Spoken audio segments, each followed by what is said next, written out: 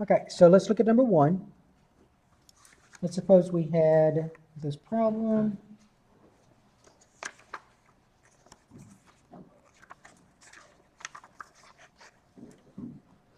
X squared minus 10x plus 29 equals 0.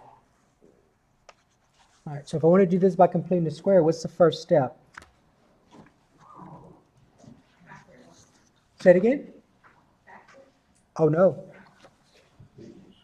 Oh yeah, you gotta move the 29. Okay, first of all, you got to make sure that the coefficient of x squared is what? 1. 1. Okay? And it is. Coefficient of x squared is 1. What is the next step? Subtract 29 from both sides. Right, so remember your steps. So we're on step 2, isolate the variable terms. So you bring the variables to one side, constants to the other. So I'm going to subtract 29 from both sides. So my next step is going to be x squared minus 10x, leave some space, equal a negative 29. All right, now we're going to complete the square on the left-hand side. So when we complete the square, we're basically going to make this side what kind of trinomial? What was that called? Very good. Perfect square trinomial. So which means that this trinomial, you'll be able to factor it as a binomial squared equal a number. That's what you end up with, because at some point you're going to use what property? The square root property. All right. So I got to determine what is it I've got to add to both sides. So what is the next step? Half of b. I take half of the coefficient of x, I take half of b. B in this case is a negative 10, not a positive 10. So I'm going to take negative 10. I'm going to take half of it, which means either multiply by half or divide by what? 2. Whatever that is, I'm going to do what to it? Square it. All right, so let's simplify the expression that's in the parentheses. So that's negative 5, right? And I'm squaring that, so what's that? Positive 25. 25. What do I do to this 25? Add to both sides. Add it to both sides. Just like that. Okay. Now this trinomial is now a perfect square trinomial. So how do I write this?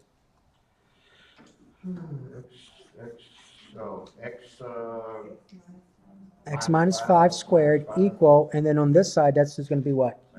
Nope. Negative 4. Oh, okay. Negative 29 plus 25 is a negative 4. Now remember, one of the things we talked about is this number right here. See this right here? That's going to be this right here. So that's always one way to check if what you're doing is correct. And if you were to FOIL x minus 5 out times x minus 5, you would get this trinomial.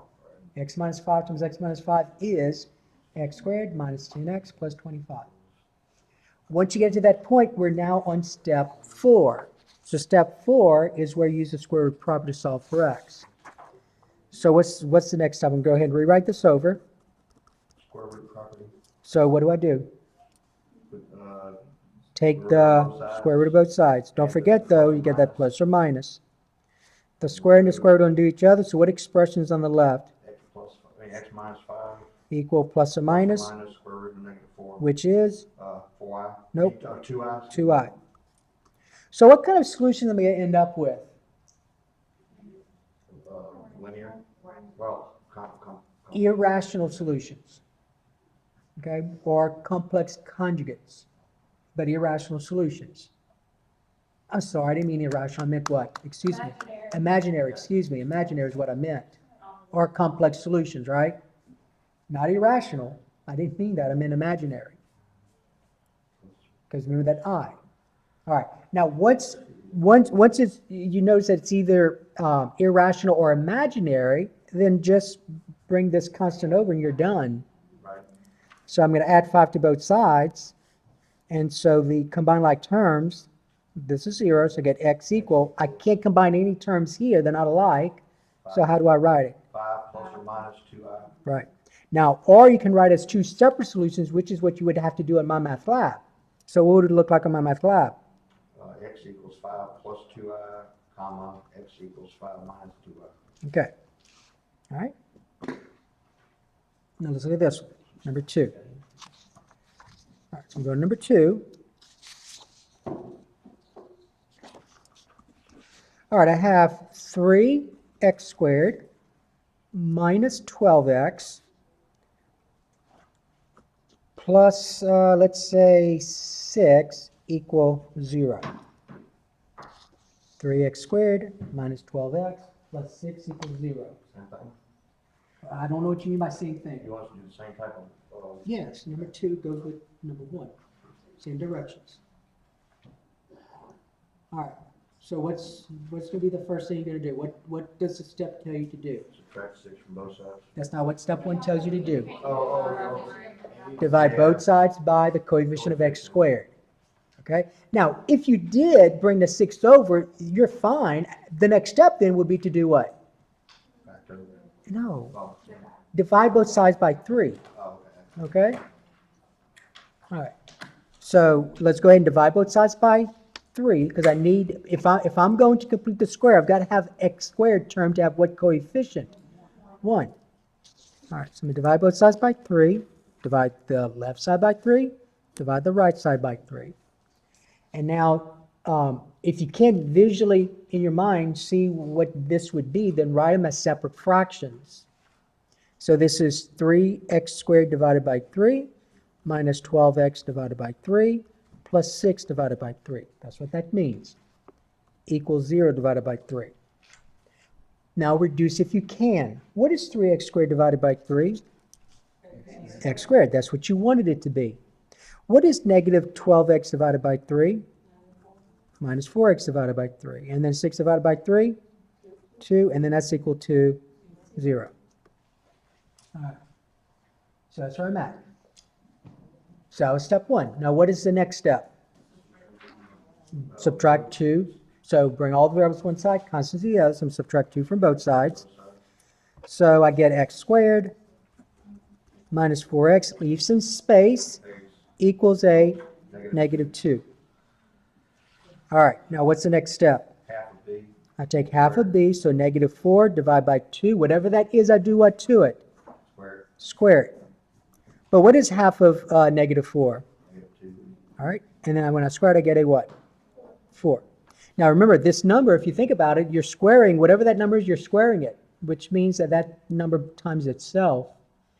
So it's either going to be positive or 0. It's never going to be negative. Now, what do I do with this 4? Add to both sides. Add it to both sides. So this right here is now what kind of trinomial? Perfect square trinomial, which means I can factor it as a binomial squared. What is that binomial? X, 2, x minus 2. Okay, x minus 2. It's always whatever this is. But you could have messed up here. So if you just say, well, I'm just going to put this number, you better make sure you're correct. So if you were to multiply x minus 2 times itself, and FOIL it, you would get this trinomial. What's that equal to? X minus 2 squared equals 2. Equals 2. All right, so now what can I do to both sides? Square root property. Use the square root property, so I can take the square root of both sides. So square root, plus a minus. So the square and the square don't do each other, so what's left? What's the expression on the left? X minus 2 Equal, equals plus or minus square root of 2. right, you cannot simplify the square root of 2. Now what kind of solution do I end up this time? Irrational. And so since it's irrational, not rational, then you can just bring the 2 over and you're done. So add 2 to both sides. Combine like terms. I can combine these, so I'm left with x, but I cannot combine these. So what's my solution over here? Plus or minus square root of 2. Or 2 plus square root of 2, 2 minus square root of 2. okay. All right, so that's number 2. All right, number 3. Now, let's suppose we had this. Number 3. Okay, suppose we had 5x squared. 5x squared minus 15x plus 4 equals 0. 5x squared minus 15x plus 4 equal 0. And I want to, again, I want to solve this quadratic equation by completing the square. What's the first step? Divide everything by 5. Divide both sides by 5. So I'm going to go ahead and rewrite this over. So divide the left side by 5, divide the right side by 5. What you do to one side, you do to the other. So make sure when you show the work, if you just divide the left side by 5 and don't do the right, that's mathematically not correct. What you do to one side, you have to do the other. You don't want the fractions. All right, then you write as separate fractions. So 5x squared divided by 5 minus 15x divided by 5 plus 4 divided by 5 equal 0 divided by 5. And let's simplify what we can. 5x squared divided by 5 is X squared. x squared. Minus 15x divided by 5, 3x. 3x. I cannot simplify 4/5, so leave it as 4/5. Equal what? 0. Okay. All right, now what's the next step? Subtract 4/5 from both sides. All right.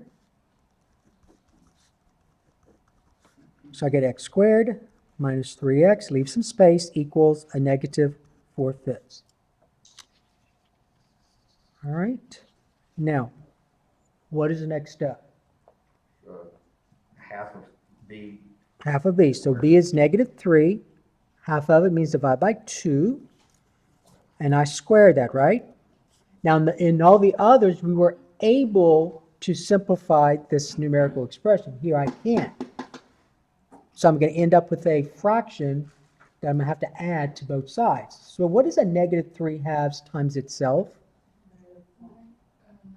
9/4. 9/4. A negative times a negative is a positive. 3 times 3 is 9. 2 times 2 is 4. What do I do to that 9/4? Add to both sides. Add it to both sides.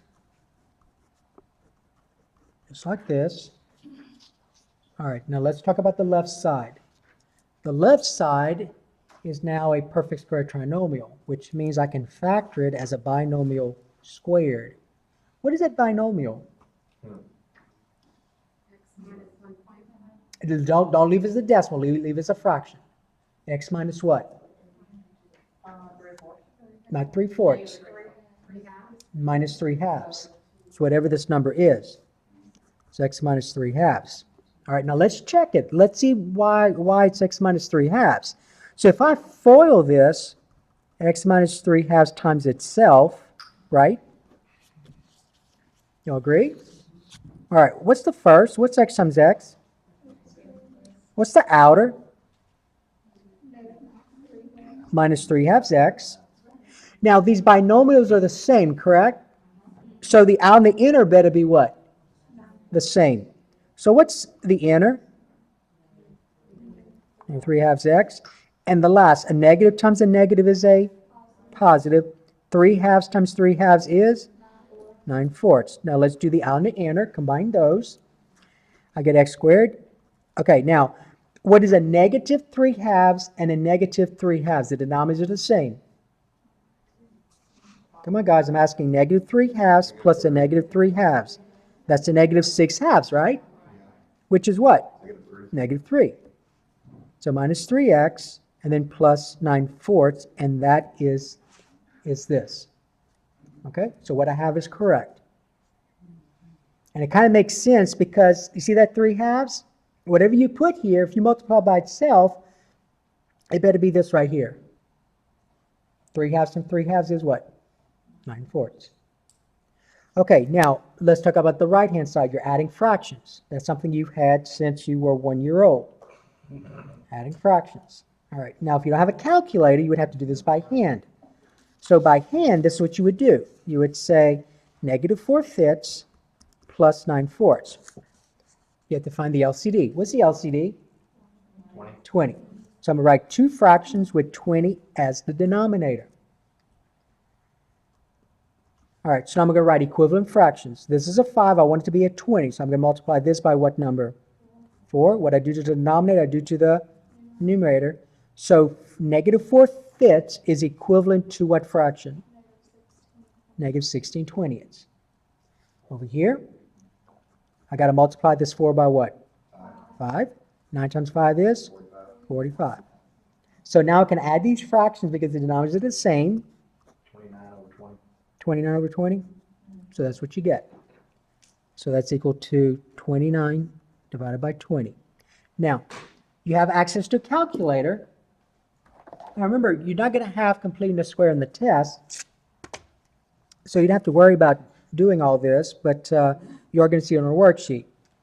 So if on your calculator, basically you're just going to do this. You're going to say, now I'm using this calculator. Your calculator, you may have to enter stuff differently. So you'd say -4/5, -4 divided by 5, plus 9/4, 9 divided by 4, equal. Now get this decimal. You got converted back to a fraction. You got that. How do you do this? You got a button on there that you can. Second, PRD. So you see that F to D? So fraction to decimal, decimal to fraction. What's the next step? No. Enter. Enter. Press equal. So I get this mixed number. So negative right here. This right here is 1 9/20. But I need for you to write it back as an improper fraction. So remember how to write a mixed number as an improper fraction? 20 times 1 plus 9 is 29 over what? 20, which is what this is. So you know how to use your calculator. Okay, so this is where I'm at now, right here. So quite a bit of work here because we did have to deal with fractions. All right, now what's the next step? Square root of both sides.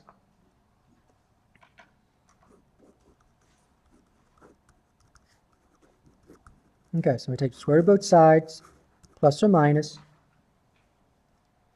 All right, so then the square and the square root undo each other. So you get x minus 3/2 equals plus or minus the square root of 29 divided by the square root of what? 20. Okay. Now the one in your worksheet, the denominator, if I recall correctly, the denominator is not going to be this complicated, but you get the square root of 20 there. Square root of 29 divided by the square root of 20. All right. Now, one of the things you learned last semester was this. This is not how you're going to write the answer, because one of the things you learned last semester is that if you look at the denominator, what kind of number is the square root of 20? Rational or irrational? Irrational. You remember one of the things we talked about briefly was rationalizing the denominator. So I want this denominator to be what kind of number? Rational. All right, so this right here, the square root of 29 divided by the square root of 20. To make this a rational number, you just multiply numerator and denominator by that denominator. So the square root of 20. Just like this. And now use your calculator if you need to. What's 29 times 20? You're 45. 580. So this is the square root of 580 divided by, and then 20 times 20 is, the square root of 20 times square root of 20 is just 20. So I'm going to put this here. So that's x minus 3/2 equals plus or minus the square root of 580 divided by 20. And I'm not going to be very picky on this one. I don't think my math lab is going to be that complicated. But all you do now is just bring the x over. So x equals what? I'm sorry, not bring the x over. Get x by itself. So what does x equal?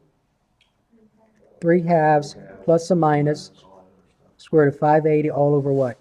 20. Now again, what kind of solutions are these right here? Rational or irrational? Irrational, so just leave it like this. You're fine. Okay? Now this is a big number right here, so don't worry about simplifying this, but let's see if we can simplify the square root of 580. Let's see if you remember how to do that. Simplifying the square root of 580.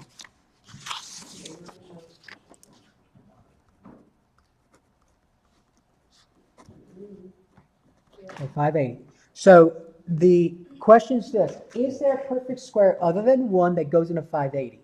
All right, the best thing to do is this. And remember, you always want to try and use the largest. So basically what I would do is think about the perfect squares. So what are your perfect squares? What are they? 1, what's the next one? 4, 9, 16, 25, 36, and so on. Right? All right. So 1 goes in everything, so we're not going to look at 1. Let's look at 4. Can I divide 4 into 580 and get a remainder of 0? So just say 580 divided by 4 equal, and notice what you get. You get what? 45. 145. And so I get a remainder of 0. So what you notice is this. The square root of 580 is going to be the square root of 4 times what number? 145.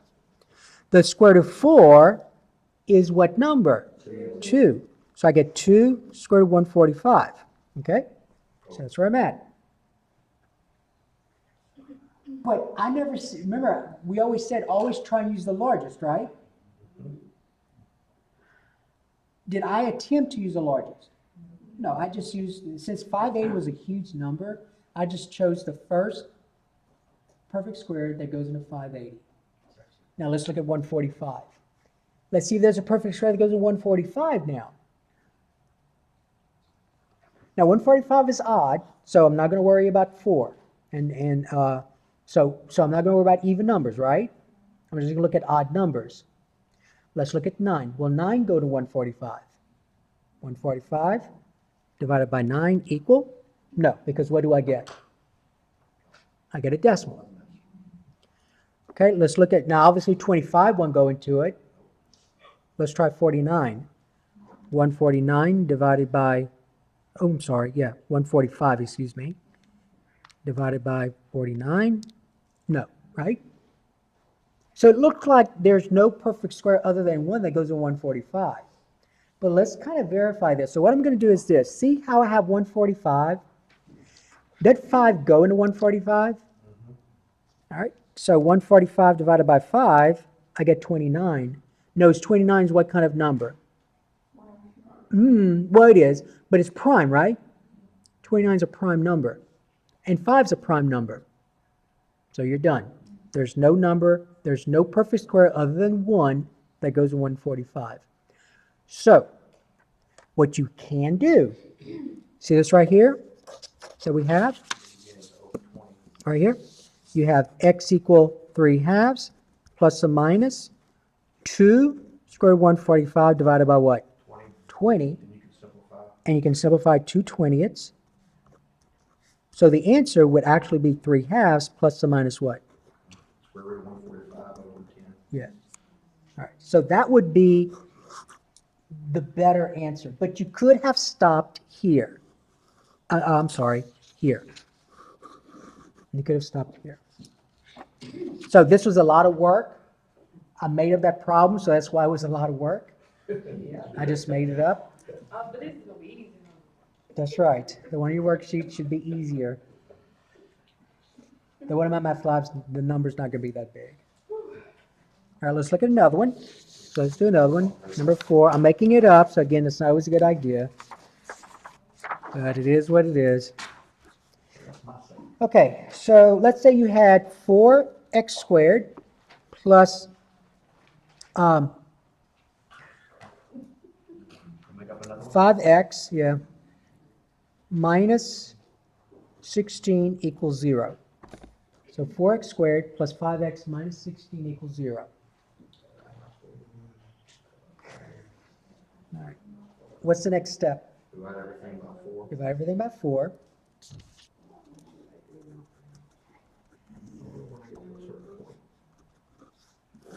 So divide both sides by 4. And then I'm going to rewrite each term as separate fractions. So 4x squared divided by 4 plus 5x divided by 4 minus 16 divided by 4 equals 0 divided by 4. Let's simplify what we can. 4x squared divided by 4 is x squared Plus 5 plus fourths x 5 fourths x minus 4. minus 4 equal 0. 0. All right. What's the next step? Add 4 to both sides. All right, so I get x squared plus 5/4 x, leave some space, equal what? 4. Okay, now listen carefully. So what is b this time? 5/4, but it's a fraction. All the other b's we've done, they were integers. So what we did at that point was we just divided by 2. So I have 5/4. Now I can divide by 2, but some of you freak out when you see something that looks like this. But you can multiply by the reciprocal, right? But in the steps, didn't it say take half of b? So taking half of b means to multiply by what? Multiply by what? Multiply by what? 1/2. That's what taking half of something means. Multiply by half. Multiply by half also means divide by what number? 2. So this is the same thing as saying 5/4 times a half. Oh, All right, but what is that? 5/8. So whatever this is, I square. Whatever this is, I square. So that's 5/8. I'm sorry, yeah, 5/8 squared, right? Which is what number? 25 over 64. So what do I do to 25 over 64? Add it to both sides. All right, so that's where I'm at. Okay. Now the left-hand side should now be what kind of trinomial? perfect square. Perfect square. So if I do this correctly, Don't you- what should the binomial be? What should the binomial be? X plus 5/8. 5/8. Oh, that should be 64 right here, right? And think about this, guys. You see how this last term is 25 over 64? Well, what fraction times itself is 25 over 64? 5/8, which is what this is right here. And since the middle sign is positive, then that needs to be x plus or x minus? X plus. All right. All right, now over here, use your calculator if you need to. Let's go ahead and use a calculator. 4 plus 25 over 64. So 4 plus 25 divided by 64, press equal. I get this decimal. What do I do to it? Change it to a fraction. So second PRB, press equal, and I get this mixed number. So this right here, is the mixed number 4 and 25 divided by 64. 281 over 64. So you got to write this back as an improper fraction. So 64 times 4, whatever that is, and then add 25, you're saying is 281? 64. All right, 281 divided by 64. So that's this right here.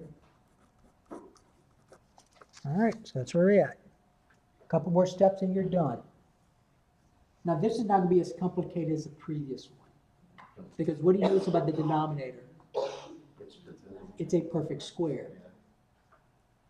So that's the easy kind. All right, so the next step is to do what? Some square root property. Square root property, so I take the square root of both sides, plus or minus. So the square and the square root do each other, so you get x plus 5/8 equals plus or minus the square root of 281 divided by the square root of 64, right? Now 64 is a perfect square, but you may want to ask yourself, well, is 281 a perfect square? I don't know, it may be. How can you check on your calculator? Take the square root of 281. So second square root 281.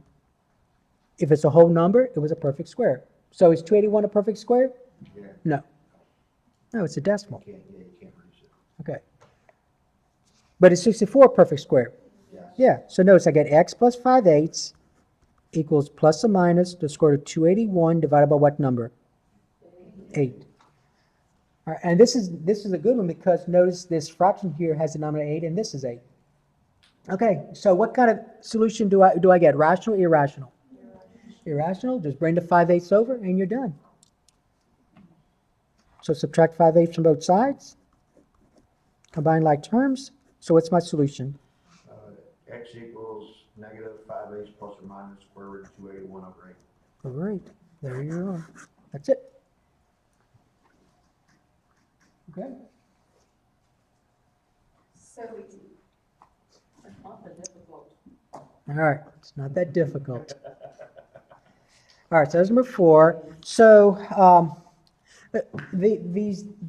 the ones we did yesterday were fairly easy because yesterday's problems or Thursday's problems, your coefficient of x squared was 1, and all the rest were nice numbers. Here, you ended up with fractions. Some of that fractions. You had to end up with some of these being fractions. No. Good. All right. Okay, so that's going to take care of this.